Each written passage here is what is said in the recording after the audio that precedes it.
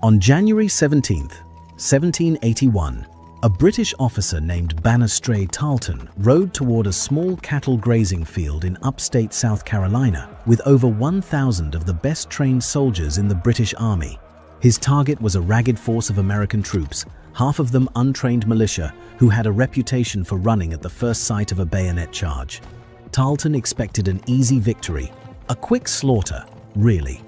What he rode into instead was one of the most perfectly executed tactical traps in the history of warfare.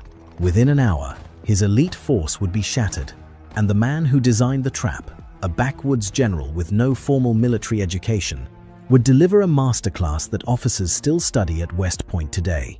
So how did a group of farmers and part-time soldiers manage to annihilate a professional British fighting force in under 60 minutes? South Carolina, in late 1780, was a nightmare for the American cause. The British had captured Charleston that May, taking over 5,000 Continental soldiers prisoner in the worst American defeat of the entire war. British commander Lord Cornwallis controlled most of the southern colonies, and loyalist militias were terrorizing patriot families across the countryside. The American Revolution was, by most reasonable assessments, on the verge of total collapse in the South. General George Washington sent Nathanael Greene to take command of the remnants of the Southern Continental Army.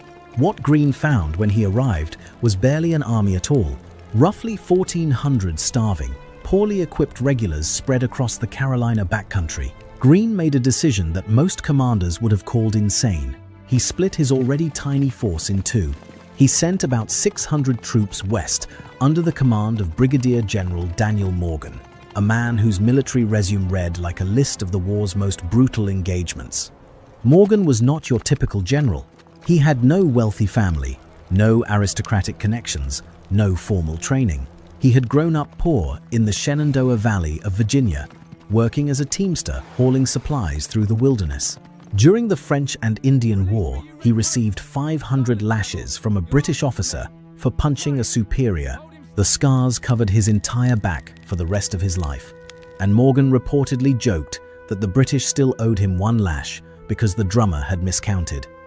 That kind of man does not forget, and he does not forgive. When the revolution started, Morgan showed up with a company of Virginia riflemen and fought in nearly every major engagement of the northern campaigns, from the Siege of Quebec, where he took a musket ball through the neck and kept fighting, to the forests of Saratoga, where his sharpshooters helped shatter Burgoyne's army. By 1780, Morgan carried a deep, personal hatred of the British military and something